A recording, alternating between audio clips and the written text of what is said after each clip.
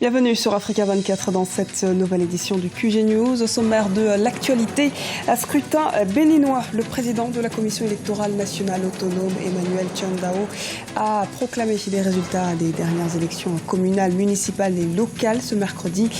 Décryptage dans ce journal. Élection à cette fois en Centrafrique. Le Haut Commissariat aux réfugiés a indiqué que la décision du Conseil national de transition d'empêcher le vote des Centrafricains réfugiés à l'étranger mettait en danger la réconciliation. Les précisions à suivre.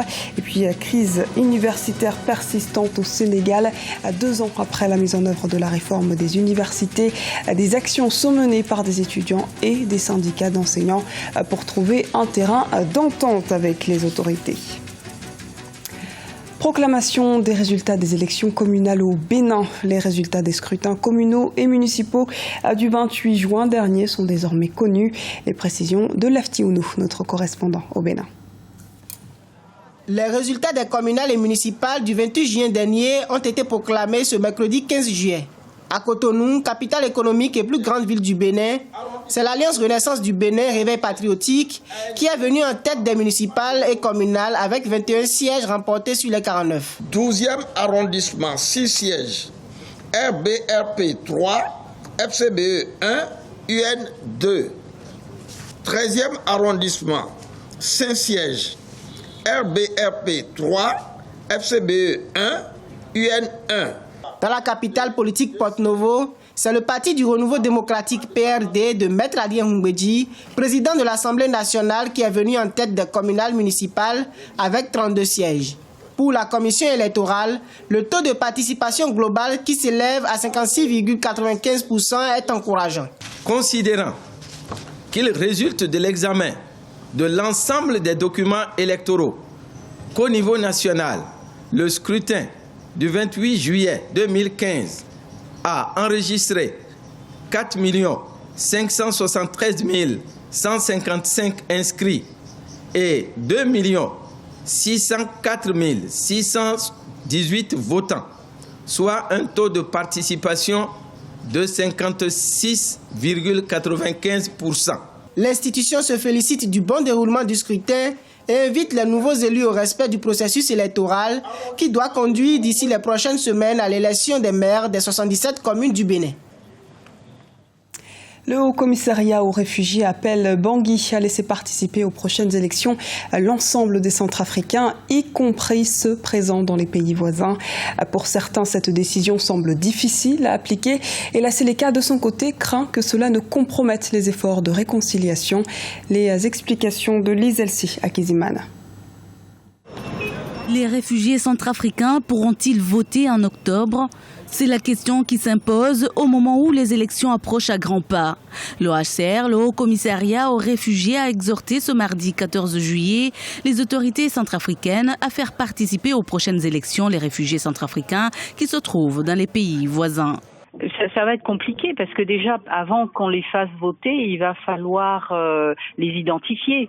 Savoir qui est centrafricain, qui ne l'est pas, et ensuite leur fournir des pièces d'identité. Vous savez que l'état civil a été totalement détruit en Centrafrique, et si ces personnes sont réfugiées à l'extérieur, ça m'étonnerait qu'ils aient pu emporter tous leurs documents avec eux, de toute façon.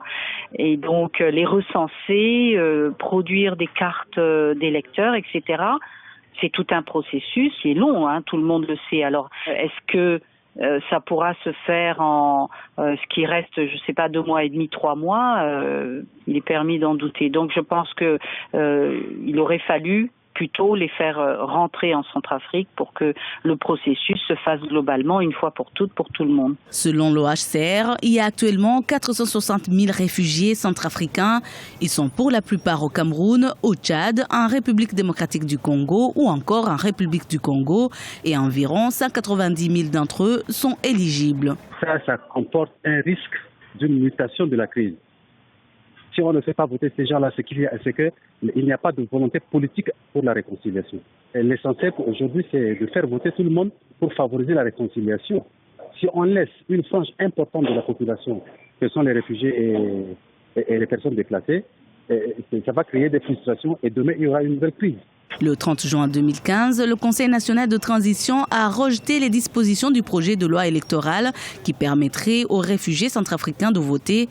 La date de l'élection présidentielle a été fixée au 18 octobre 2015. Éducation en Côte d'Ivoire, le programme d'école obligatoire coûtera en 2016 700 milliards de francs CFA à l'État. Cette somme devrait permettre de payer les fonctionnaires et la réalisation d'infrastructures scolaires. Reportage d'Olivier Conan, notre correspondant en Côte d'Ivoire. 100% de taux de scolarisation à l'horizon 2020. C'est l'objectif du gouvernement ivoirien qui vient de décider l'école obligatoire pour tous les enfants de 6 à 16 ans dès la rentrée scolaire 2015-2016. Le taux brut de scolarisation est actuellement de 94,7%.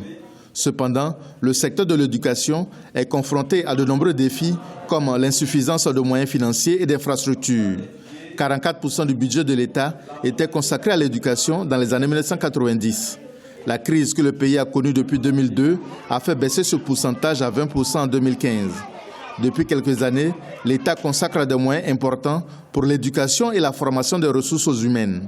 Le budget consacré à l'éducation se chiffre à 1006,4 milliards de francs CFA en 2015. Depuis 2011, chaque année, c'est plus de 4% que nous avons en plus sur le budget du secteur éducation-formation. C'est un budget conséquent par rapport aux ambitions du président de la République, son Excellence Alassane Ouattara, qui est de faire de la Côte d'Ivoire un pays émergent à l'horizon 2020. Il faut d'ici 2025 14 000 salles de classe pour prendre en charge tous ces enfants. Pour atteindre cet objectif, le gouvernement a déjà prévu 100 milliards de francs CFA pour la construction d'établissements scolaires en 2015. Pour pallier l'insuffisance en la matière, l'État affecte des élèves dans les établissements privés. Les fondateurs souhaitent que la subvention pour les frais de décollage soit payée à temps. L'État ne respecte pas ses engagements. Alors on se retrouve avec à la rentrée, par exemple, c'est un exemple que donc, à la rentrée avec le paiement du mois d'octobre et décembre, nous n'avons pas et nous nous retrouvons le mois de mai. Alors en temps, c'est difficile. L'école a ses charges, il y a la masse salariale, il y a l'électricité, il y a l'eau, il y a les impôts et quelquefois nous sommes obligés de retarder le salaire des enseignants. Le coût de la politique de scolarisation obligatoire s'élève à 700 milliards de francs CFA pour 2015. 600 milliards de francs CFA sont déjà inscrits au budget. Ce montant servira pour le recrutement de 5 134 enseignants du primaire et du secondaire et l'acquisition de manuels scolaires gratuits pour les élèves.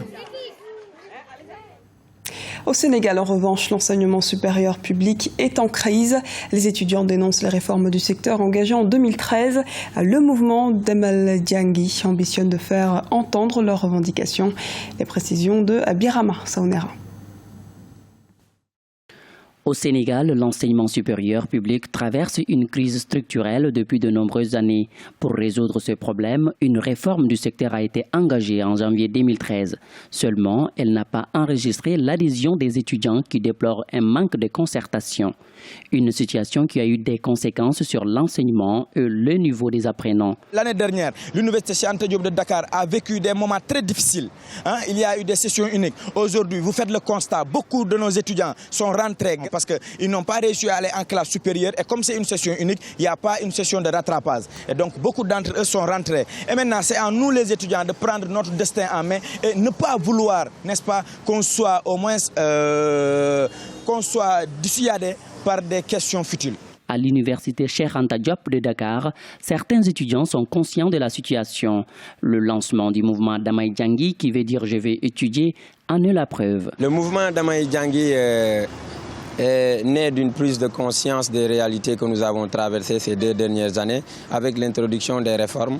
Mais aussi, nous avons constaté que toute cette initiative que nous avions eue au départ ne nous ont mené qu'à des blocages et des impasses, d'où la réflexion que nous avons menée et la mise en place de ces nouvelles initiatives basées sur des valeurs citoyennes et patriotes, allant dans le sens de nous permettre de travailler ensemble pour un meilleur devenir de notre nation. Du côté des enseignants, le SAES, syndicat autonome de l'enseignement supérieur, compte sur l'Assemblée nationale pour lever certains points de désaccord entre leur syndicat et le gouvernement.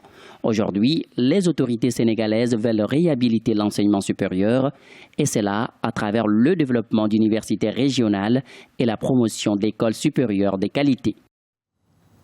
Avant de clore ce journal, sachez que l'équipe de football du Nigeria a un nouvel entraîneur.